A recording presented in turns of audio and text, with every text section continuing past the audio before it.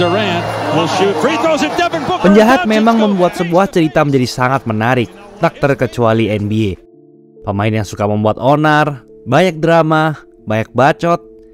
Ada dari mereka yang meskipun adalah penjahat, namun tak ada yang berani karena mereka terlalu hebat. Ada yang meskipun suka berbuat onar dan menghancurkan timnya sendiri, tapi dia masih punya terlalu banyak talenta yang sangat dibutuhkan oleh para tim NBA.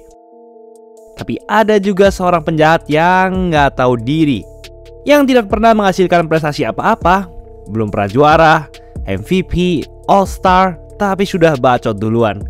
Dan dialah Dillon Brooks. Dia bahkan mengejek LeBron, yang adalah legenda dan pebasket terhebat yang pernah menginjakan kaki di bumi.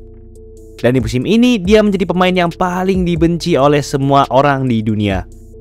Tapi gimana sih proses Brooks berubah dari pemain yang biasa-biasa aja jadi pemain paling dibenci di NBA sekarang? Dan sebenarnya sehebat apa sih Dillon Brooks? Sebelum lanjut, jangan lupa like dan subscribe ya. Simak ulasan berikut ini.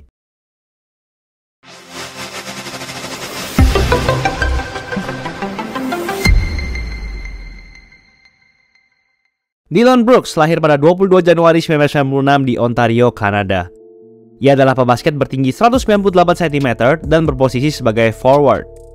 Sebenarnya Dillon Brooks memulai karir di basketnya dengan baik, tidak ada yang membencinya. Saat SMA, ia bersekolah di Father Henry Carr High School dan ia sangat hebat di sana. Ia mulai terkenal saat membela Kanada pada FIBA Amerika U18 Championship, di mana ia mencatatkan 25,3 poin per game, tertinggi di turnamen itu, 5,2 rebounds per game, dan 2,2 assist per game. Sejak masih muda, ia sudah terkenal akan kemampuan menembaknya yang tajam, dan bahkan mendapatkan predikat rekrutan bintang 4 oleh laman olahraga ESPN saat lulus SMA. Ia berkuliah di University of Oregon, dan bahkan ia bertambah hebat di sana. Musim keduanya ia mencatatkan 16,7 poin per game dan 5,4 rebounds per game, membawa timnya peringkat 1 di kompetisi Pac-12 Conference saat regular season dan peringkat 10 terkuat di seluruh Amerika. Ia sempat masuk Third Team All-American 2016 dan mendapatkan gelar Pac-12 Player of the Year 2017. Dan pada 2017, ia memutuskan untuk mengikuti NBA Draft 2017. Tak disangka-sangka, Dillon Brooks adalah pemain paling pertama yang masuk ke tim Grizzlies era sekarang yang sangat hebat. Di regular season doang maksudnya. Ketika Brooks masuk, Grizzlies memang masih masuk playoff. Tapi tim ini memutuskan untuk membubarkan timnya dan melakukan rebuild. Dillon didraft di urutan pick ke-45 oleh Houston Rockets, namun langsung di-trade ke Memphis Grizzlies. Dan secara mengejutkan, di game pertamanya, ia langsung mencetak 19 poin, rekor poin terbanyak dalam sejarah NBA yang dicetak oleh pemain asli Kanada. Di akhir musim pertamanya, ia bahkan mencetak 36 poin. Dia finish dengan rataan 11 poin per game di musim pertamanya. Musim keduanya ia tak banyak bermain karena ia terkena cedera kaki dan harus operasi. Musim ketiga bisa dibilang adalah musim ia meledak. Ia meningkatkan rataannya menjadi 16,2 poin per game, dan bersama Ja Morant hampir membawa Grizzlies ke playoff. Namun harus kalah di play-in oleh Blazers. Tapi di musim ini juga muncul perilaku Brooks pertama yang mulai membuatnya dibenci. Awal musim 2019-2020, Andre Iguodala di-trade dari Warriors ke Grizzlies. Namun ia tak mau bermain karena ia ingin pergi ke tim yang berkesempatan juara. Dan tak ingin ke Grizzlies karena saat itu tim ini masih sangat muda. Iguodala pun meminta di-trade lagi. Dan hal ini membuat Dillon Brooks marah dan berkata ia tak sabar menunggu Iguodala keluar dari tim ini dan melawannya, supaya Brooks bisa membuktikan bahwa Iguodala salah besar. Fast forward ke tahun 2022, Grizzlies di sini sudah jadi tim yang sangat hebat. Ja Morant menjadi Most Improved Player, Desmond Bane, dan Jaren Jackson Jr. juga sangat berkembang. Brooks juga punya raihan poin tertinggi dalam karirnya, yaitu 18,4 poin per game serta 2,8 assist per game. Tapi sebenarnya dia adalah pemain yang sangat tidak efisien. Ia banyak sekali menembak, tapi banyak yang tidak masuk. Kata lainnya maruk. Alasan ia banyak dimainkan hanya karena defense-nya yang sangat hebat. Itu saja. Grizzlies melaju ke peringkat 2 pada musim reguler dan bertemu Warriors di ronde 2 playoff 2022. Dan disinilah momen pertama Dillon Brooks menjadi booming. Tapi booming karena ia menjadi pemain yang sangat dibenci. Ada satu momen di mana pemain Warriors Gary Payton II melakukan fast break. Namun Brooks melanggarnya dengan kotor hingga Payton cedera dan tak bisa bermain lagi di playoff. Padahal Payton adalah pemain penting di Warriors karena defense dan hasilnya yang sangat hebat. Lalu saat tanding, Brooks ditugaskan menjaga Curry. Tapi Dillon Brooks sempat bacot ke Curry bahwa Grizzlies sudah menjadi dinasti, padahal belum menang apa-apa. Ia juga sempat mencoba mencederai Curry. Padahal tak lama kemudian, Grizzlies pun dieliminasi oleh Warriors, dan Grizzlies belum pernah menang apa-apa. Dan saat interview setelah eliminasi, Brooks berkata ini. They know that we're gonna come every single year. We're young and they're getting old, so they know we're coming every single year. Wow, orang ini gila banget. Fast forward ke musim 2022-2023, Brooks makin dibenci lagi. Sempat ditinggal Morant selama 20 game, tim ini tetap bisa konsisten menang dan jadi tim yang hebat lagi, dan finish di peringkat 2 regular season. Mungkin inilah yang menjadi motivasi Dillon Brooks bisa bacot seenaknya. Ia juga terlihat melakukan tarian ini. Sebenarnya tarian ini sih keren-keren aja, tapi karena yang ngelakuin ini ada muka Dillon Brooks, gue jadi kesel gimana gitu. Pada Januari 2023, ia terlibat adu mulut dengan Shannon Sharpe, analis NBA sekaligus legenda NFL. Bahkan Shannon Sharpe mengajaknya bertengkar dan harus dikotong keluar dari lapangan. Lalu pada Februari 2023, Brooks berulah lagi, di mana ia melakukan ini. Ia menyerang biji dari Donovan Mitchell. Wadaw, ini bukan main basket lagi ya. Mereka pun bertengkar dan dikeluarkan dari lapangan. Tak hanya itu, ia juga terlihat sering sekali adu mulut dengan para bintang NBA, padahal ia belum pernah dapat prestasi apa-apa. Maret 2023, ia menabrak kameramen Miami Heat, tapi ia terlihat tak peduli sama sekali dan langsung meninggalkannya. Padahal kameramen tersebut dikabarkan terluka dan cedera. Ia pun didenda $35.000, sekitar 515 juta rupiah. Namun saat ditanyai mengenai denda itu, ia berkata itu hanya sebuah kertas, yang artinya ia tak peduli dengan uang. Oh my god.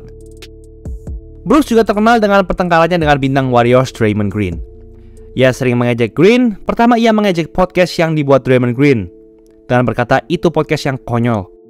Bahkan ia berkata kalau Green tidak main di Warriors, kita semua tidak akan ada yang tahu nama Draymond Green. Artinya kalau Green bermain di tim lain, dia bakal jadi pemain yang cupu maksudnya. Dan ia hanya terkenal karena ia punya rekan setim yang sangat hebat. Padahal Green sudah 4 kali juara, 4 kali All-Star, 2 kali All-NBA Team, 1 kali Defensive Player of the Year, dan 7 kali masuk All-NBA Defensive Team. Bandingkan dengan Brooks yang tidak punya sama sekali prestasi di NBA.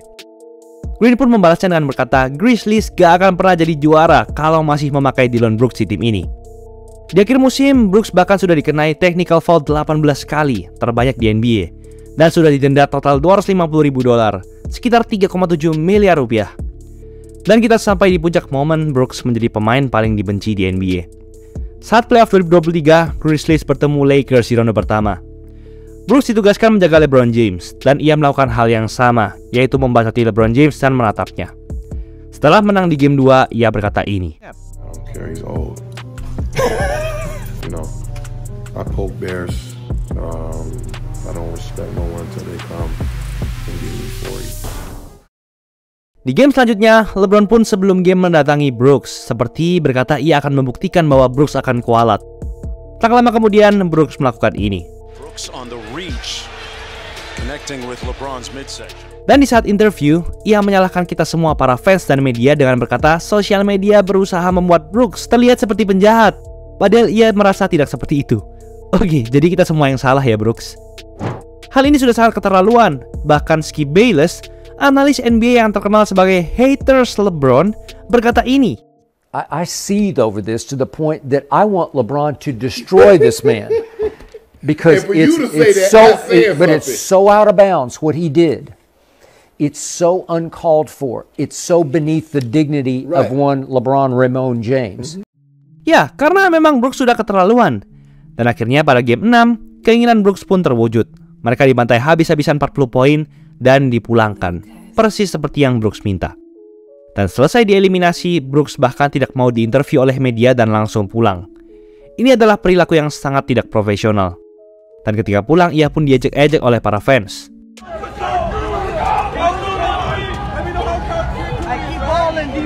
DB, you had a hell of a season, man. Hell of a season. Dillon juga punya statistik yang sangat buruk di playoff 2023 ini. Hanya 10,5 points per game, field goal 31% dan tembakan 3 angka 24%. Sangat busuk. Serta angka plus minus di minus 7,3. Artinya Grizzlies malah ketinggalan 7 poin ketika ia main. Tapi gue akui sih keberanian dia untuk bacot seperti ini. Dan tak lama kemudian, Grizzlies pun memutuskan cukup, sudah selesai apa yang Dillon Brooks katakan dan lakukan, dan memutuskan untuk tidak membawa kembali Dillon Brooks ke Memphis Grizzlies dalam keadaan apapun musim depan. Shaq pun juga berkata ini. You get a little bit of money, you start feeling yourself. You play with John Morant, you feeling yourself, yo. So now he's either gonna be out the league or he's gonna have to check himself before he wreck himself. Out the league? You would go as far Yeah. to say out the league? Who gonna sign him? Dang, I don't know. Saat ini masih belum tahu Brooks akan berlabuh ke tim mana. Banyak yang mengejeknya bakal main di Cina. Tapi menurut gue itu nggak bakal terjadi sih. Karena menurut gue skillnya masih oke lah buat main di NBA, terutama defense-nya. Dan gue yakin ini bakal jadi pelajaran keras buat Dillon Brooks supaya tidak mengulanginya lagi di masa depan. Itulah ulasan mengenai episode kali ini. Buat kalian yang mau bikin jersey tim, langsung aja cek Easy Sportswear. Gratis konsultasi desain dengan Illustrator berkelas. Diproduksi dengan detail yang sangat tinggi. Lengkap pakai 2 mesin press yang berbeda. Satu style cuma 150.000. Warna dan bahan dijamin yang terbaik. Nih buktinya. Nah, jadi udah terbukti kan kualitasnya. No tipu-tipu. Langsung aja cek Easy Sportswear. Jangan lupa like, komen, dan subscribe agar channel ini bisa berkembang dan menghasilkan video menarik lainnya. Thanks for watching, I'll see you in the next video.